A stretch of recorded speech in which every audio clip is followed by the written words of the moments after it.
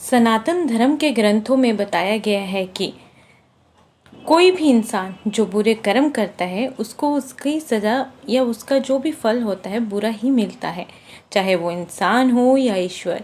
इसका एक उदाहरण माता सीता का है, जिसका जिक्र रामायण में किया गया है। दरअसल रामायण कई भाषाओं में लिखी गई है।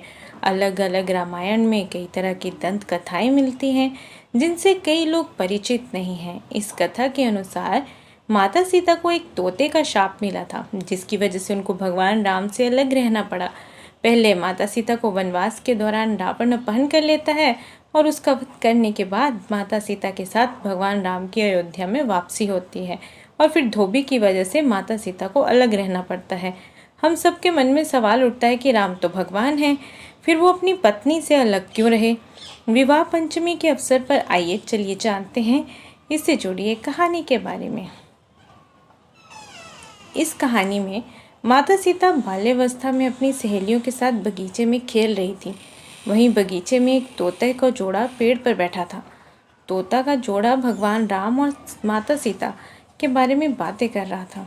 उनकी बातों को सुनकर माता का ध्यान उन पर गया। मादा तोता बोल रही थी कि अयोध्या के राजकुमार राम काफ़ी प्रतापी राजा होंगे, उनसे माता सीता का विवाह होगा। तोते के मुख से भावी पति का नाम सुनकर माता सीता अचंभित हो गई। उन्हें अपने बारे में और जानने की इच्छा जागृत हुई, इसलिए उन्होंने अपनी सखियों से कहकर दोनों पक्षियों को पकड़ लिया। फिर उन दोनों को पुचकार कर पूछा कि भविष्य के बारे में इतना ज्ञान कहाँ से प्राप्त हुआ।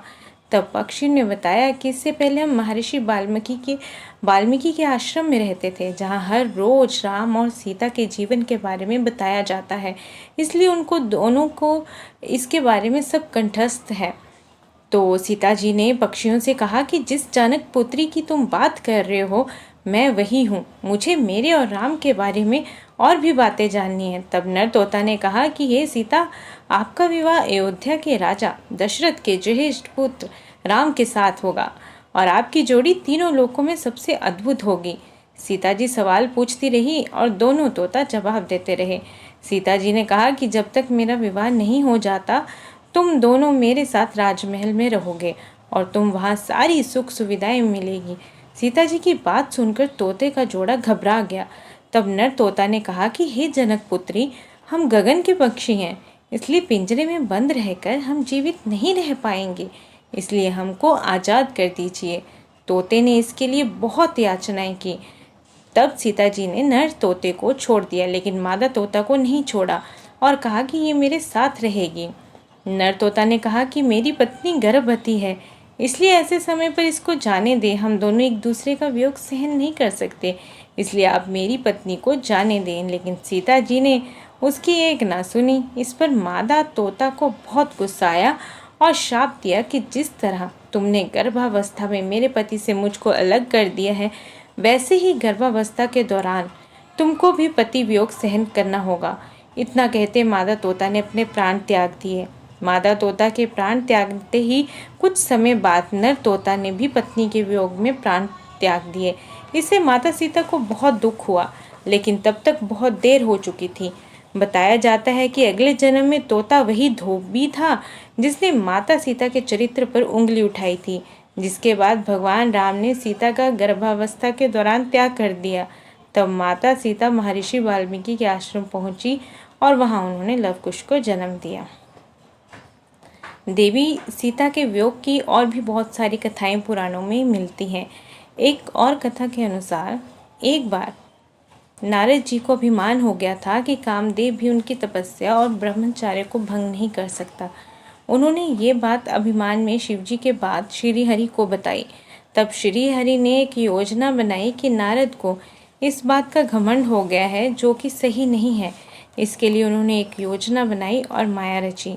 जैसे ही श्री हरि से प्रणाम करके नारद मुनि आगे बढ़े, तब उनको एक भवन दिखाई दिया जहाँ राजकुमारी विश्व मोहिनी को देखकर वो मोहित हो गए।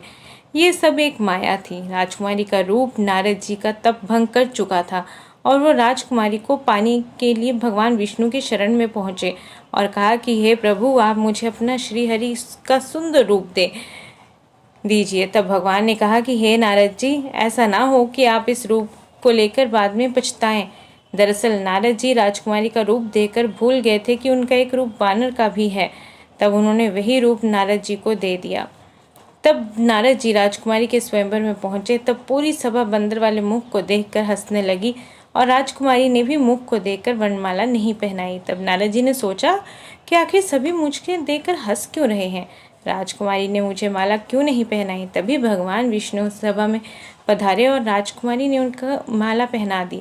तब उन्होंने पानी में अपना मुख देखा और वानर वाला मुख देखकर क्रोधित हो गए और क्रोध में उन्होंने भगवान विष्णु को शाप दिया कि जिस तरह से मैं स्त्री के लिए तड़पा हूँ, आप भी पृथ्वी पर स्त्री वियोग का सामना करेंगे। जब माया का प्रभाव खत्म हुआ तो नारद को अपनी गलती का एहसास हुआ और उन्होंने क्षमा मांगी, लेकिन अब देर हो चुकी थी। तब भगवान राम और माता सीता को वियोग का सामना करना पड़ा।